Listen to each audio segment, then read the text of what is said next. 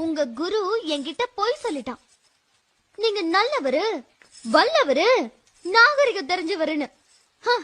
இப்பதானே தெரியுது ஒரு குடிகார கூட்டத்துக்கு தலைவருன்னு.